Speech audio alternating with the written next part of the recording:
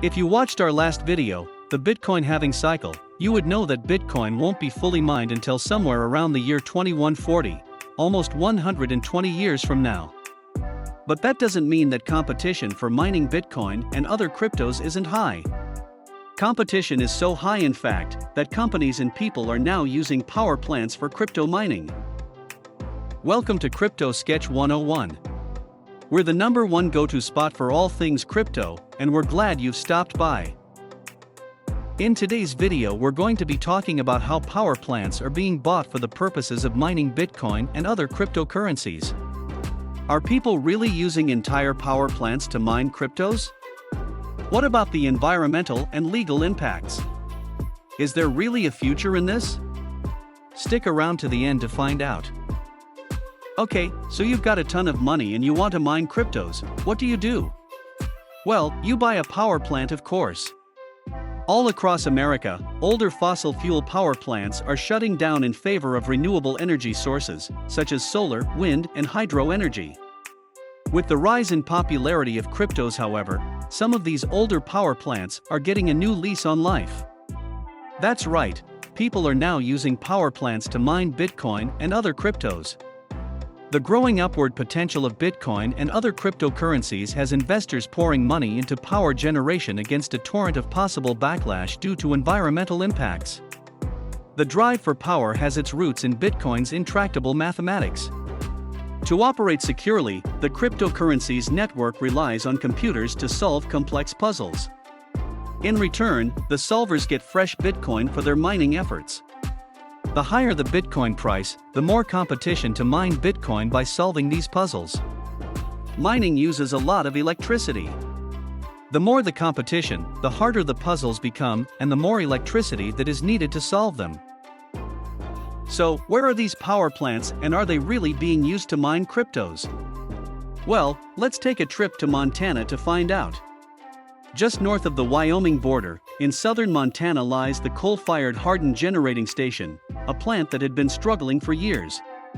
Late last year, a NASDAQ-listed miner called Marathon Digital Holdings partnered with Hardin's owner to transform the power plant into a hub for mining Bitcoin. Marathon Digital believed the plant to be an idle asset that could produce a large amount of power at an attractive price. The company is aiming to produce at least 55 Bitcoins daily by the first quarter of next year, up from an average of 2 a day in 2020. With Bitcoin's price teasing $60,000 as of October 2021, you can easily see the hefty payoffs. Out east in New York lies another power plant being raised from the dead for the purposes of Bitcoin mining. The Greenidge power plant, based in Dresden, New York, was economically unattractive to operate, resulting in its shutdown a few years earlier. The plant was then discovered by a company called Atlas Holdings out of Connecticut and converted to natural gas from coal.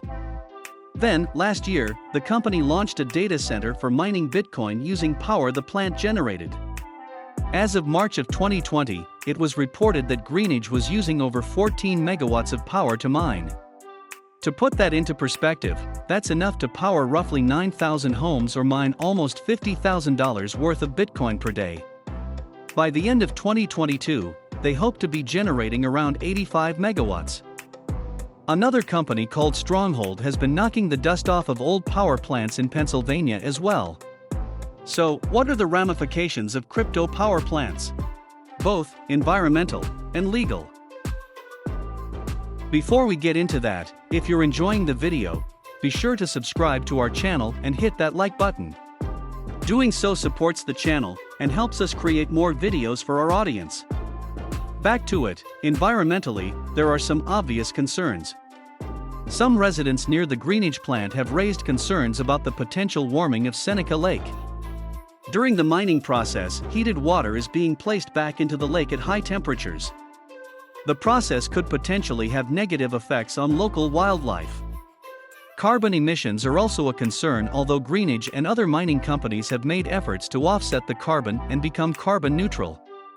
There are also concerns that air pollution and water runoff will damage the fresh air and clean water in small communities and impact tourism, agriculture and fishing in the Seneca and other nearby lakes. What about the legal side though?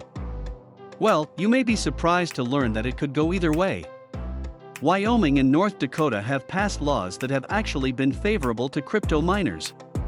The states have passed laws that provide tax breaks to oil producers, that provide gas to crypto miners to use that would otherwise flare. Kentucky has passed tax breaks for any miners coming into the state, and Texas has welcomed crypto miners as well. On the flip side, some legislators are putting the brakes on efforts to use power plants for crypto mining, at least until these power plant impacts can be better understood. Back in May, there was a concern that emissions could worsen the climate crisis. A New York Assemblywoman brought forth a bill that proposed a requirement for a state-run environmental impact assessment for future mines in addition to a 3-year moratorium on new mining facilities. Ultimately, the moratorium bill failed. So, what's the future of utilizing power plants to mine cryptos? Well, that remains to be seen. Since its inception, Bitcoin and other cryptocurrencies have been gaining more and more popularity and adoption. That doesn't look like it is going to change anytime soon. Competition for mining cryptos is high, as are the environmental impacts of using power plants to mine them. Can power plant miners find common ground with those concerned about the environment? The future of crypto power plant mining may depend on it. What are your thoughts? Do you think that power plants have a future in crypto mining, or are the legal and environmental impacts too great? Leave a comment below on what you think. Well, that's it for today. Hopefully you learned something about power plant crypto mining that you didn't know before and enjoyed the video.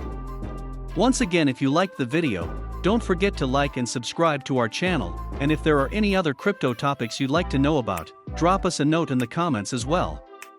Take care and we'll catch you in the next video.